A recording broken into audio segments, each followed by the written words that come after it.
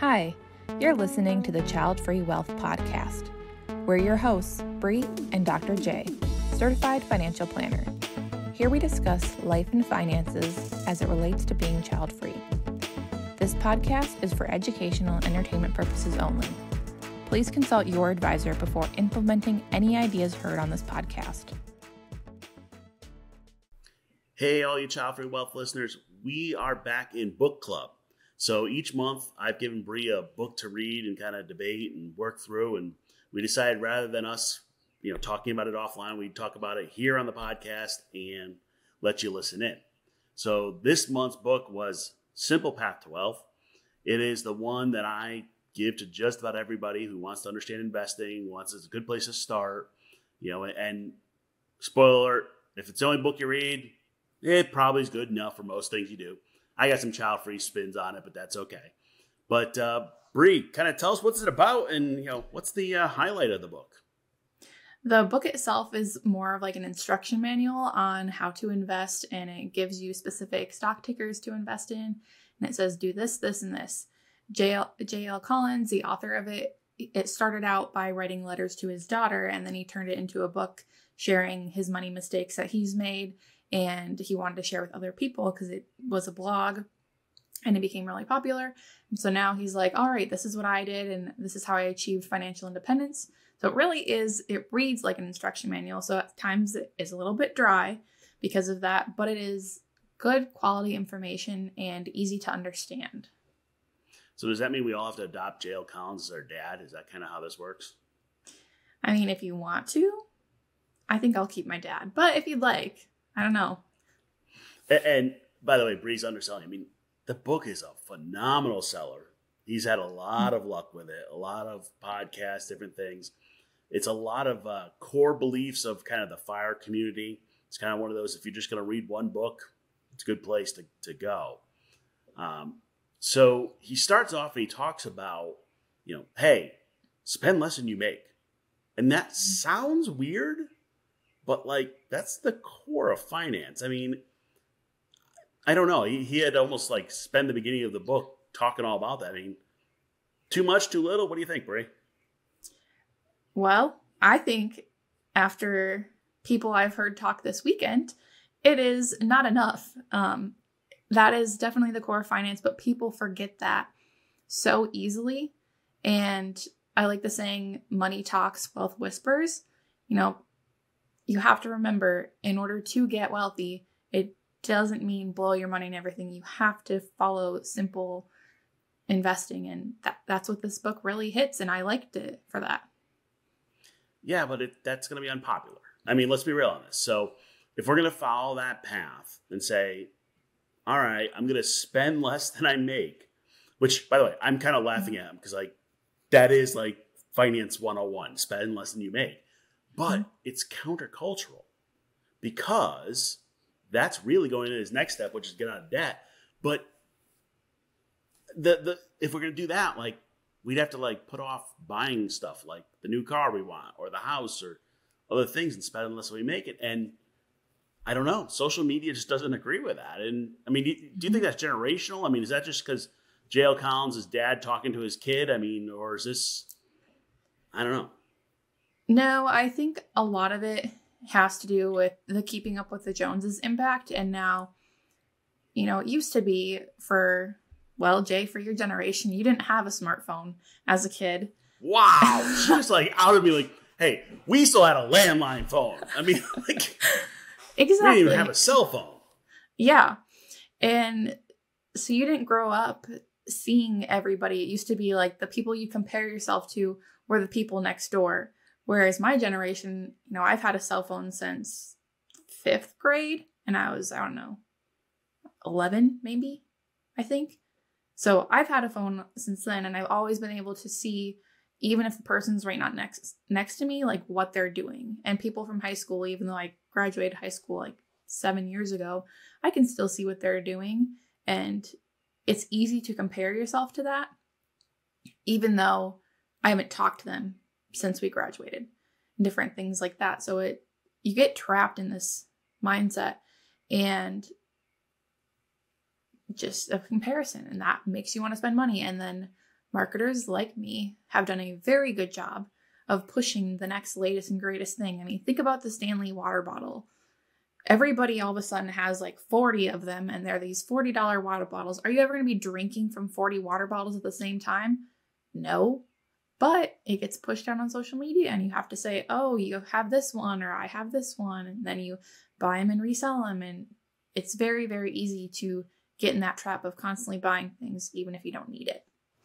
Okay, I have no clue what a Stanley water bottle is, but I guess that's just because I'm old and I'm not on social media. I mean, I don't have know the where same you've cup that I've been. had for a long time, but Wow, Jay, you really show where you're at, because the Stanley water bottle is like the trend. Everybody has one, and you can change out the handle. And I know somebody who has 40 of them. 40 water bottles. Yeah, they're all the exact same. The only thing that's different is the color. Water bottles. Yes. I'm still having problems with this. Like, and how much does a water bottle cost? $40. $1,600 in water bottles. Yeah. And you can resell them at an even higher value. So some people will sell them. Well, people will buy them. They'll sell them for like $100. Are these the new Beanie Babies? I mean, that's what I grew up with is, I do not know. Okay, so we could go down a path here because that's the whole point. Is like, he's like, look, just don't spend money on shit, junk, garbage. Exactly. I mean, I do not have one. I have one that looks like similar that I bought years ago, but you don't need that. Like, you just don't. I don't know. I'm going to have a problem. I'm going to have to look up these water bottles. I'm like, whatever's the cheapest that works. But I mean, his point is right. First, you got to start living on less than you make. And people go, well, but I'm paycheck to paycheck. That's because you're buying stuff. So I'll do this exercise with people. We lay out what they must, should, could, and won't spend money on. Must are kind of like everything, keep the roof over your head, basic needs. Everything else is wants. And we'll get to the end of it and be like, okay, we've budgeted everything. And that means you're spending $1,000 a month on your stuff. And by the way, $1,000 is actually low, but let me use that as an example. And they're like, well, but I needed this. And then I'll be like, no, you bought that on Amazon because you wanted it. That does not mean you need it. Now, I'm not judging. Like, you can spend your money however you want. But to say, hey, I need, well, we already took care of the basic needs of clothing, food, water, utilities, like everything else is stuff. And in order to make progress on money, you have to start putting money away. Now, people go, well, but housing is really expensive. And I'm with them on that. Okay, housing right now is broken. Depending on where you live, you may have very little room in your budget. But at the same time, you might be able to live somewhere cheaper if you're willing to make some sacrifices. Just saying. You might be able to make some adjustments. You might be able to pick up some more income. You've got to have some room in your budget if you're going to make any progress. The other part of it is debt's eating that away. So that's the second part he gets in the book is get out of debt and stay out of debt. Now, at the same time, this is not new novel. I mean, this is the same Ramsey, Susie Orman, get out of debt routine. Anything jump out at you in the book on getting out of debt? Not really as far as getting out of debt, because it all is very, it's just very basic stuff that sucks. Like, it's not fun to be getting out of debt. It's just not, but it's important. And being patient and working through it is important.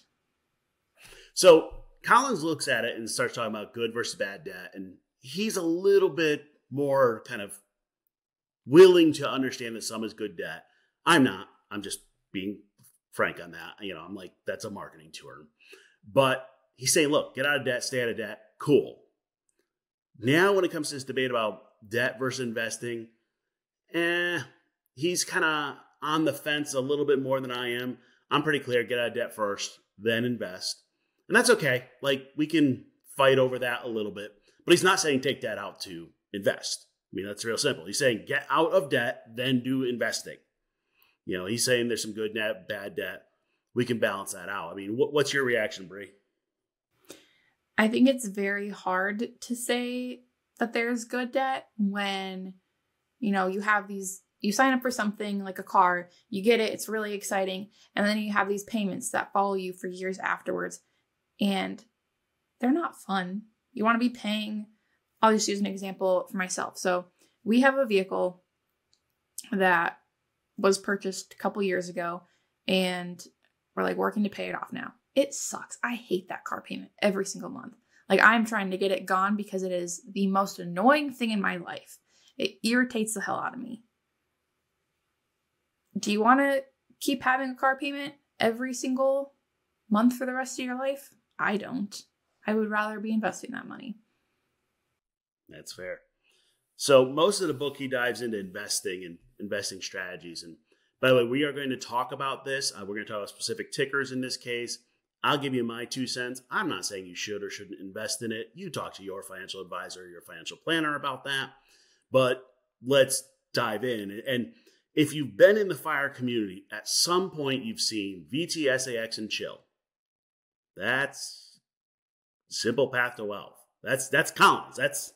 He gets credit for that. I mean, there's very few ideas where he give people credit. Yeah, that's him. What do you think, Brave? VTSAX and Chill? I think you need to do whatever you're comfortable with. Okay, that was a weasel way out.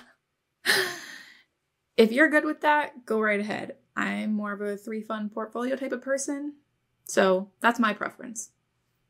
All right, so let's get some clarity on this. VTSAX is Vanguard's total stock market mutual fund.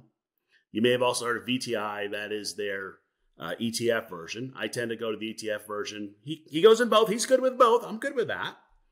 And then he goes, well, VTSAX has enough international exposure. Set it, forget it, because U.S. companies also invest internationally. I like more international exposure. That's what Bree's talking about. A 3-fund portfolio being the whole U.S., the whole world stock market, and some bonds. That is still same kind of principles. I mean, Collins, the 3-fund portfolio still comes out of the Bogle world of Vanguard. Still, we're in the same, it's like we're fighting over cars. I like the red one or the black one. It's not a huge difference. It's optimizing. And when he says, well, the simple path, just buy VTSAX and Chill, I can't argue that that's a simple way to do it. Yeah, it is easy because you're only buying one. You don't have to think about it. And he talks about if you only have target date funds, use target date funds. I'm good with that. And, we have a whole series on investing. You're going to find that we're not too far off. I think there's a question. He talks about balancing bonds and not, and, on is it going to get you a slightly better return, especially an 80-20, 90-10? Maybe. And he acknowledges that. But he's also just like, I'm good with VTSAX and Chill. And I guess I'm on a podcast and I should be throwing stones and yelling and screaming about how he's got it wrong.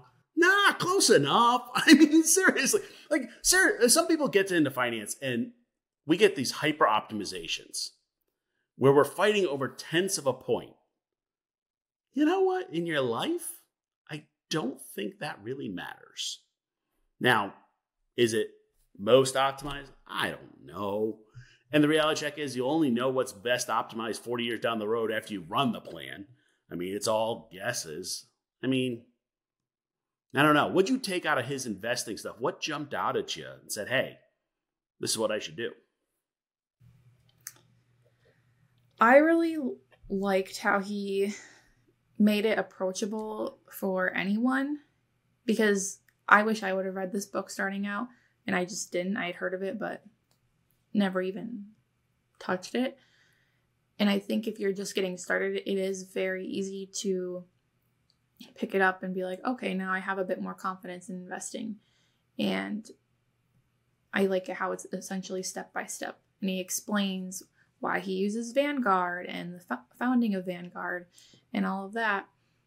Not just saying, oh, go use Vanguard, go buy this. He just goes more in depth with it. So that was really helpful. I think it's a good instruction manual for beginning investors. And honestly, if you're investing now too and you've been in it for a while, you can still follow it because it makes it easy. You don't have to get fancy.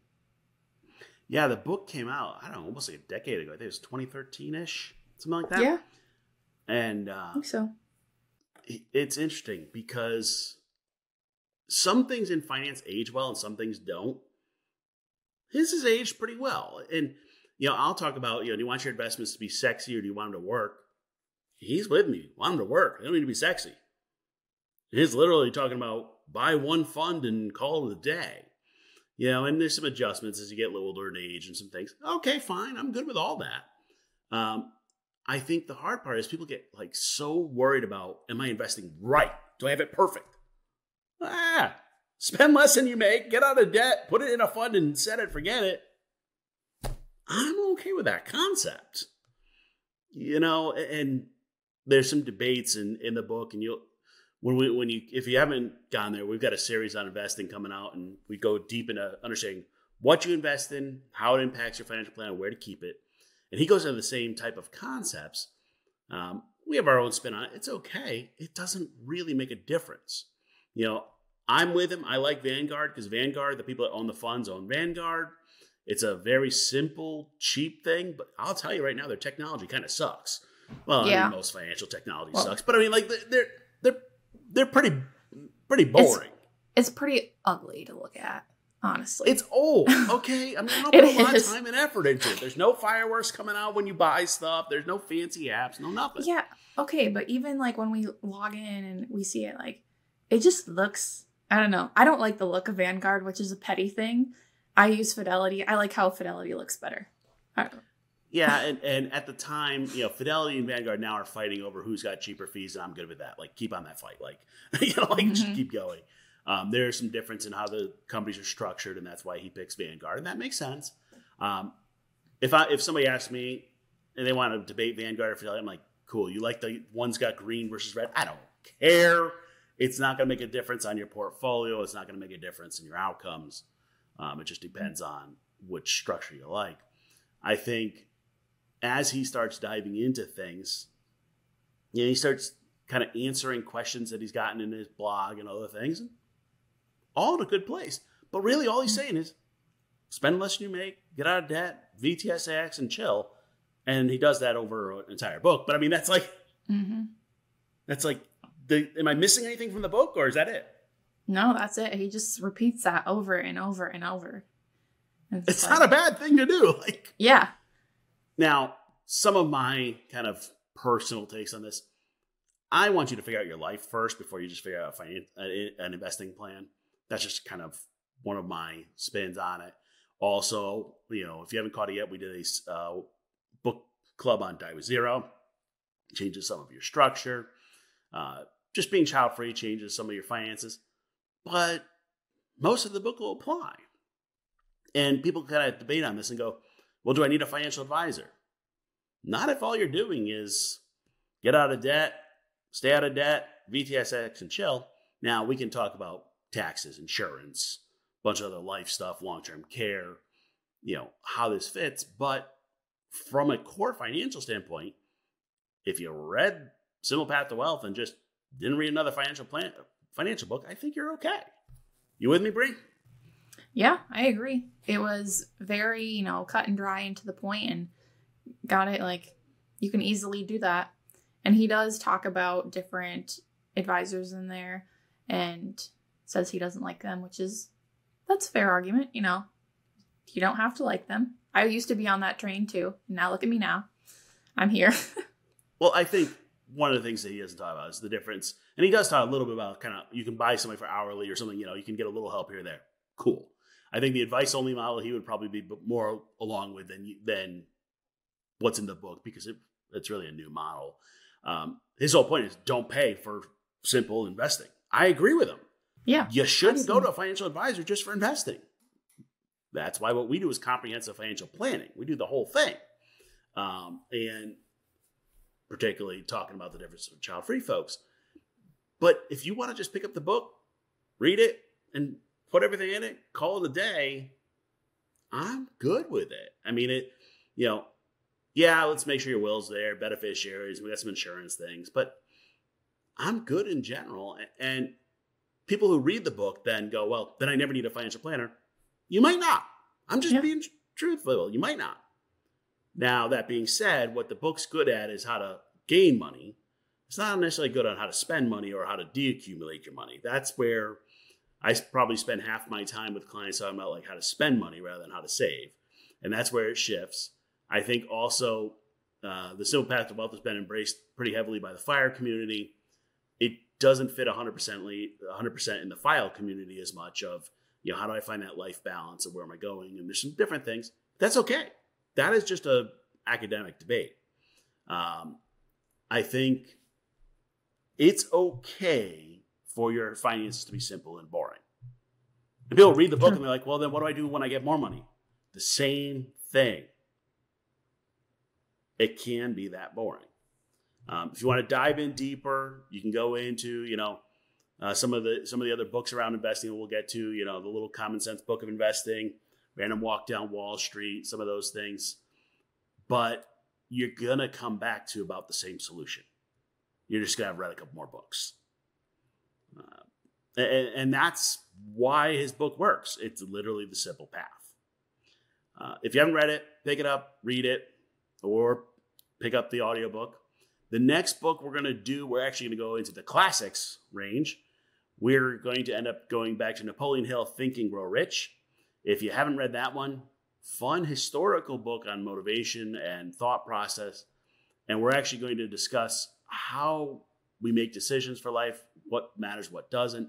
But we're also going to discuss how a lot of the stuff that Napoleon Hill was doing almost 100 years ago now influenced a lot of motivational things. I mean, you were just talking about social media. Half the stuff on TikTok and motivation actually just could have just been ripped out of the Think and Grow Rich book, at least. So we will pick up on that and go from there. That's all for this week's episode of Child Free Wealth Podcast. Be sure to follow Child Free Wealth on social media, email us at podcast@childfreewealth.com, or visit our website, www.childfreewealth.com.